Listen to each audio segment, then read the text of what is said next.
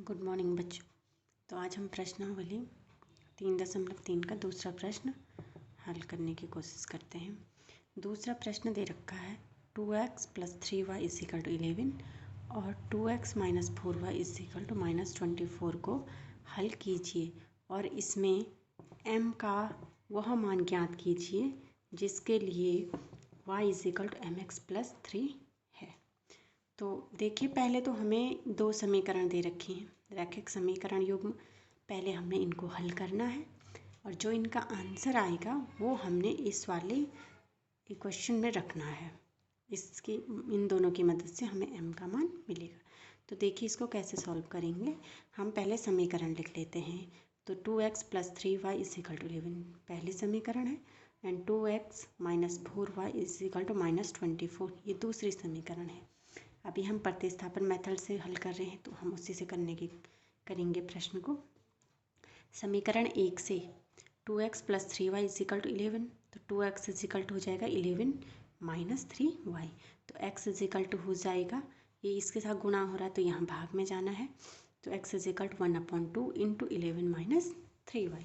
अब x का मान, जो ये x का मान आया है वो हम समीकरण 2 में रखेंगे। तो समीकरण 2 में x का मान रखने पर 2 × 2 तो है ही, x की जगह पे ये आएगा 1/2 × 11 - 3y - 4y - 24।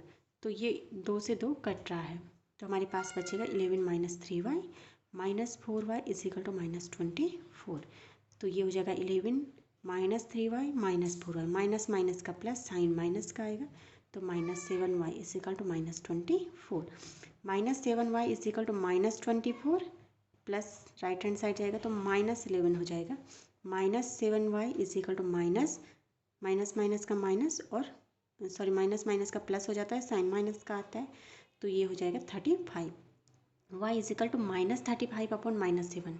अब माइनस है, माइनस से माइनस कैंसिल, 7 5 = 35। तो y का मान कितना आ गया 5। अब y का मान 5 आ गया है तो y का मान जो है 5 वो हम समीकरण 1 में रखेंगे। तो समीकरण 1 है हमारे पास 2x + 3y = 11। तो 2x + 3 × y का मान 5 है, 3 × 5 = 11। तो 2x +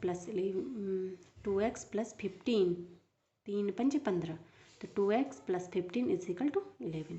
तो 2x = हो जाएगा 11, ये प्लस वाला यहाँ आएगा तो -15। 2x = -4, प्लस माइनस का माइनस साइन हमेशा बड़े का आता है तो -4। तो x = -4 ये यहाँ गुणा है तो यहाँ भाग जाएगा तो -4/2, 2 2 = 4 तो x = -2। अतः x का मान 2 आ गया है, -2 सॉरी, और y का मान आ गया है 5। अब हमें x और y का मान मिल गया है तो हम लिखेंगे m का मान प्राप्त करने के लिए x और y का मान y = mx + 3 में रखने पर।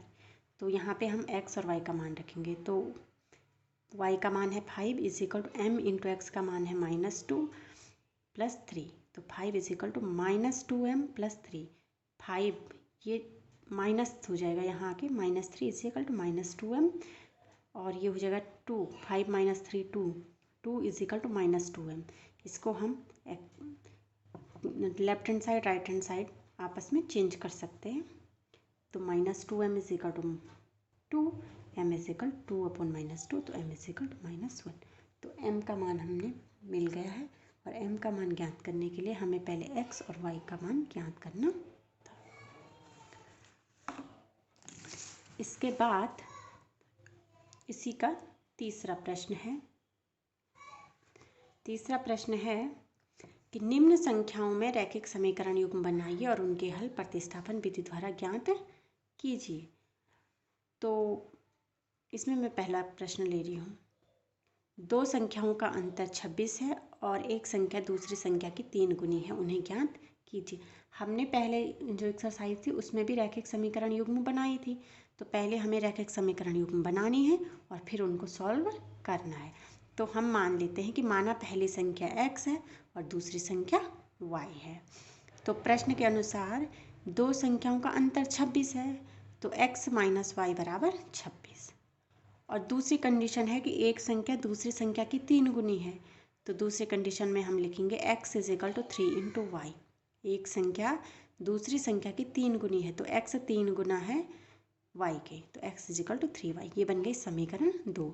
अब हम क्या करेंगे कि समीकरण 1 में x = 3y रखने पर, प्रतिस्थापन से हम कर रहे हैं, x की जगह पे 3y लिखेंगे तो ये हो जाएगा 3y - 3 = 26। तो ये हो जाएगा 2y = 26, y = 26/2, 13। y का मान 13 है। y का मान जो 13 है उसको हम समीकरण 2 में रखते हैं। तो x = 3 × 13 तो x = 39। तो पहली संख्या आ गई 39 और दूसरी संख्या आ गई 13। और हम देखेंगे ये दोनों इसको सेटिस्फाइड कर रहा है। पहला था अंतर 26, तो 39 में से 13 को घटाएंगे तो 26 आता है। दूसरा था कि एक संख्या दूसरी की 3 गुनी है तो 13 × 3 = 39, यानी कि हमारा जो उत्तर है वो क्या है, सही है।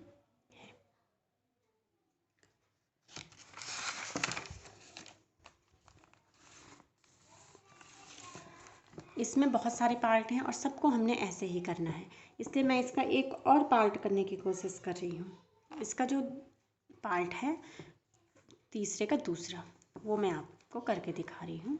दो संपूरक कोणों में बड़ा कोण छोटे कोण से 18 डिग्री अधिक है, उन्हें ज्ञात कीजिए।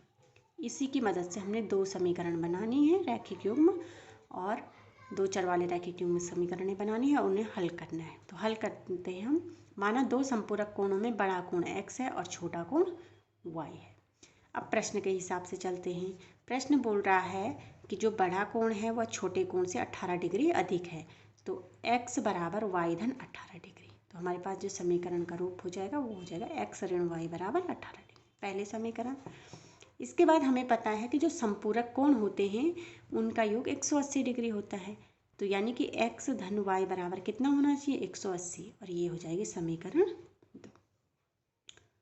यहाँ पे कंफ्यूज बिल्कुल नहीं होना है कि ये समीकरण 2 कैसे बनी, क्योंकि हमें पता है कि संपूरक कोण जब दो कोणों का योग 180 होता है तो वो एक दूसरे के संपूरक कोण होते हैं। तो इसकी मदद से हमने समीकरण 2 बनाई है। अब समीकरण 1 और 2 को हमने हल करना है प्रतिस्थापन विधि से। तो समीकरण 1 से x = 18 डिग्री धन y समीकरण 2 में रखने पर, तो x की जगह पे हम 18 डिग्री धन y रखेंगे, तो 18 डिग्री धन y जो है वो x की जगह पे होगा, y की जगह पे y और 180। तो 18 डिग्री और y जुड़ के कितना हो जाता है, 2y = 180 डिग्री, और 2y = 180 डिग्री ऋण 18 डिग्री, तो 2y = 180 में से 18 गया तो 162, y = 162 डिग्री बटे 2, तो 2 का भाग 162 में देंगे तो 81 डिग्री आता है। इसका मतलब है y का मान आ गया 81 डिग्री। तो y = 81 डिग्री समीकरण 1 में रखने पर। तो जब हम समीकरण 1 में y की जगह पे 81 डिग्री रखते हैं तो हमारा तरीका हो जाएगा x = 18 डिग्री धन 81 डिग्री, तो x = 99। ठीक है, x का मान आ गया 99, y का मान आ गया 81। अब देखिए, अतः जो बड़ा कोण है वो 99 है और जो छोटा कोण है वो 81 है। अब देखते हैं हम ये क्वेश्चन को सही कर रहा है या नहीं, संतुष्ट कर रहा है। तो अगर संतुष्टि की बात देखें तो सबसे पहले इन दोनों को जोड़ के 180 आ रहा है, 99 और 81 को जोड़ेंगे तो 180 आएगा, आ रहा है। ठीक है, दूसरा जो संपूरक कोण में बड़ा कोण है वो छोटे कोण से 18 डिग्री बड़ा है, तो इन दोनों का अंतर करेंगे तो 18 आ रहा है। इसका मतलब जो 99 है वो 81 से 18 अधिक है। तो इस ये